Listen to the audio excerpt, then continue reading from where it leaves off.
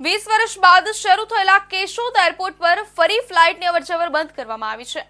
3 વર્ષ પહેલા જ ધામધૂમથી અહીંથી મુંબઈની ઉડાન શરૂ કરાઈ હતી।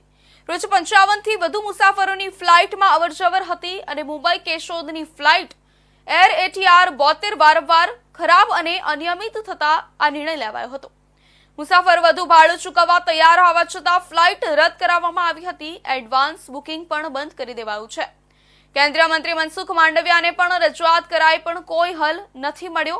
આમ સોમનાથ, સાસણ, જૂનાગઢ અને દીવને મળતી કનેક્ટિવિટીને નુકસાન થશે તથા વેકેશન શરૂ થતું હોવાથી ટુરિઝમને માઠી અસર થવાની છે। હવે મુસાફરોને ફ્લાઇટ માટે રાજકોટ, અમદાવાદ જવું પડશે।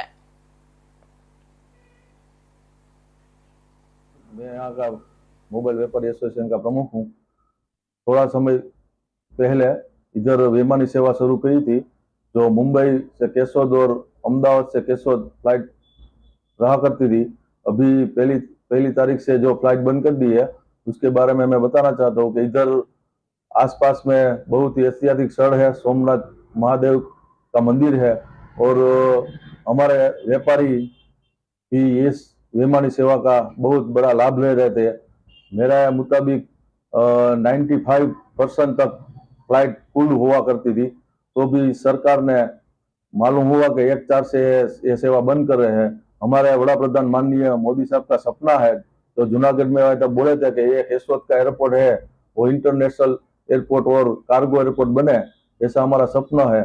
पर इस तरह जो ये सामान्य फ्लाइट बंद करते हैं तो आगे का भविष्य एयरपोर्ट का क्या होगा। ऐसे हमारी मांगनी ये है कि सरकार श्री को हम बताना चाहते हैं कि भाई जल्द से जल्द ये विमानी सेवा पुनः शुरू करी जाए, ऐसी मांगनी है। आभार।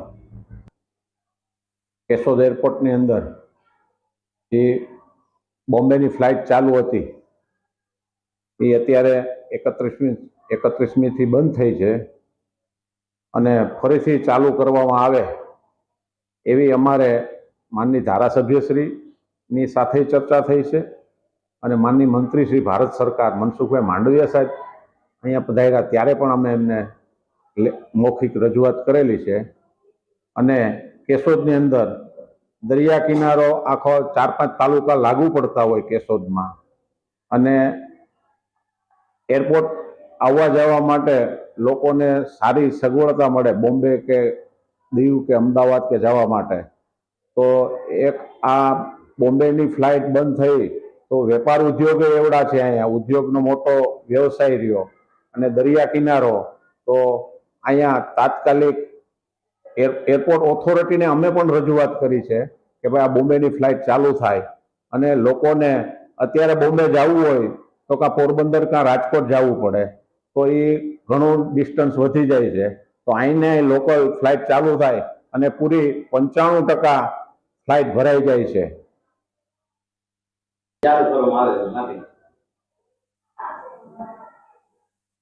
હવે અહીંયા જુનાગઢ જિલ્લો, ગીર સોમનાથ જિલ્લો, એમાં જો પર્યટન સ્થળમાં સાસણ સોમનાથ દાદાનું મંદિર, જુનાગઢમાં ગિરનાર, તો પ્રવાસીઓ પણ ખૂબ આવતા હોય કાયમી માટે। તો આ બોમ્બેની ફ્લાઇટ તાત્કાલિક ચાલુ। તો આ વિશે વધુ માહિતી આપવા માટે આપણી સાથે જોડાઈ ચૂક્યા છે આપણા સંવાદદાતા ભાવિકભાઈ।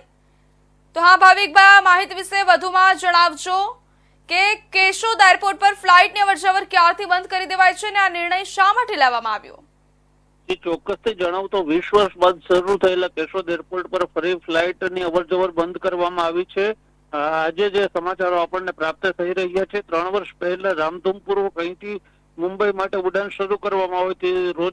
રોજ 55 થી વધારે મુસાફરો હતા, પરંતુ ક્યાંક ને ક્યાંક એરપોર્ટ ઓથોરિટીના એરર ATR 72 વારંવાર ખરાબ થઈ જવાને કારણે અનિયમિત થતા આ નિર્ણય લેવામાં આવ્યો હોવાનું જાણવા મળી રહ્યું છે। બીજી તરફ હવે જે વેકેશનની શરૂઆત થઈ ચૂકી છે અને ધીમે ધીમે પ્રવાસીઓ વધશે, ત્યારે ખાસ કરી સોમનાથ, સાસણ, દીવ, જુનાગઢ આ બધા જે છે પ્રવાસનના સ્થળો મહત્વના ગણવામાં આવે છે। આ પ્રવાસન સ્થળો પર મોટી સંખ્યામાં વેકેશન દરમિયાન પ્રવાસીઓ આવતા હોય ત્યારે આ ફ્લાઇટ બંધ કરવાને કારણે ખૂબ જ પ્રવાસીઓને મોટી હાલાકીનો સામનો કરવો પડશે। હાલ વેપારીઓને પણ જો જવું હોય તો, પ્રવાસીઓને પણ જવું હોય તો તેઓને રાજકોટ કે અમદાવાદ જવું પડે અથવા પોરબંદરથી એ ફ્લાઇટમાં બેસીને જવું પડે તેવો પ્રશ્ન સર્જાયો છે, ત્યારે વહેલામાં વહેલી તકે આ કેશોદ એરપોર્ટને ચાલુ કરવામાં આવે તેવી વેપારીઓ દ્વારા માગણી કરવામાં આવી છે.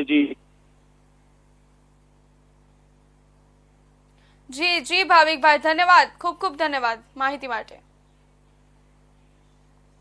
તો મુખ્યમંત્રી ભૂપેન્દ્ર પટેલ